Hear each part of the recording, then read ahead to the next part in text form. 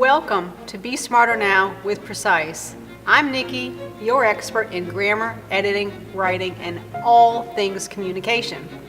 Sometimes changes happen so subtly in the English language that we hardly notice them. The English language is a living, breathing, ever-evolving thing.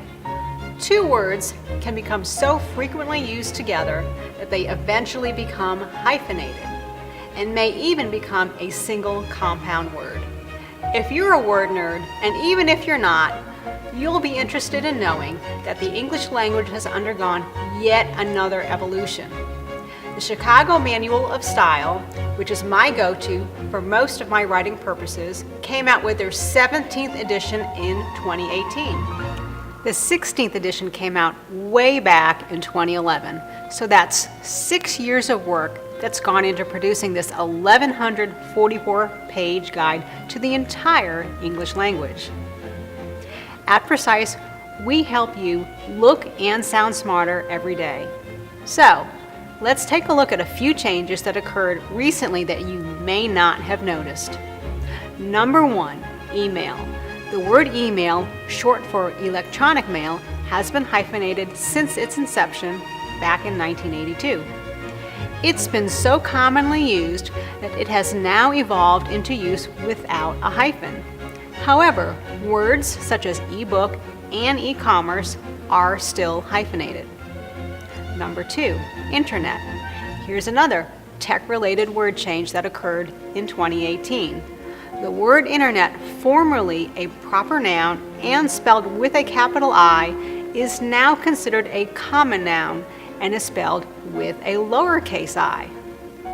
Number 3, decision-making. The term decision-making is now a hyphenated phrase in all uses, both as a noun and as an adjective.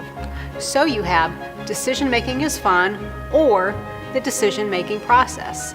Either way, just like the term well-being, it's hyphenated from here on out.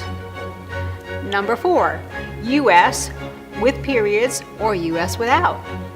Previously, the abbreviation of the United States was reserved only for use as an adjective.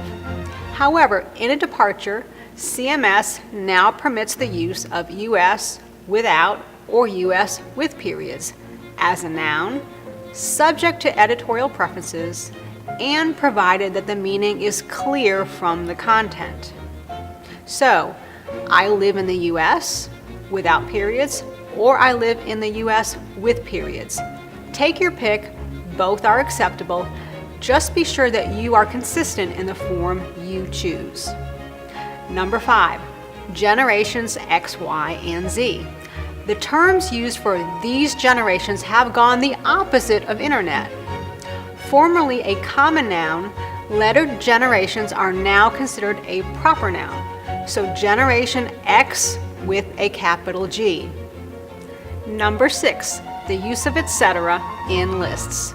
So this one may have been a lesser known rule, unless you're a word nerd like me. But here's what you need to know, and this does make your life simpler. When using the word etc. in a list, within running text, you no longer need to use a comma after. So before we had apples, comma, pears, comma, etc., comma, are yummy. Now you can write apples, comma, pears, comma, etc., are yummy without that final comma. Number 7, asking a question mid-sentence. In The Sound of Music, they sang, "What do you do with a problem like Maria?"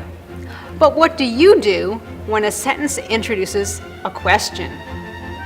Here's a solution to this awkward sentence phrasing that sometimes occurs. So, for example, in the sentence, "She wondered, who are you?"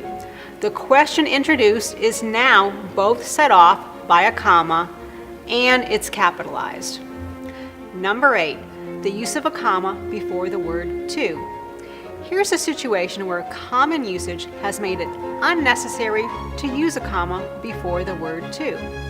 So before you would write, "I like that, comma, too," but now that comma is no longer necessary.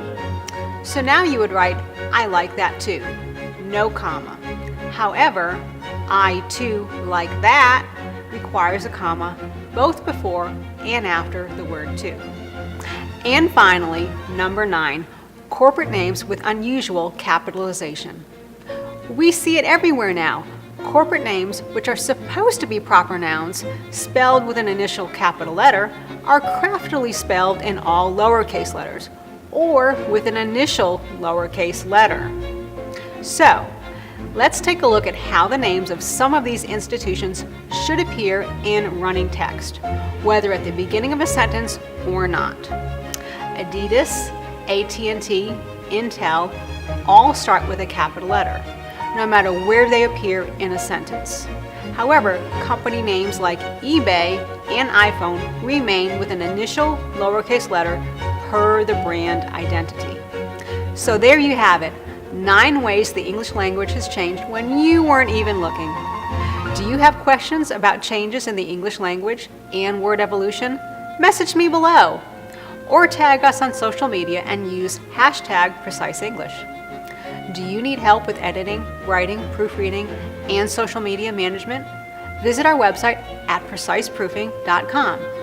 And if you like this video, give us a thumbs up below, share our video, and subscribe so you don't miss out on our next installment. See you next time on Be Smarter Now with Precise.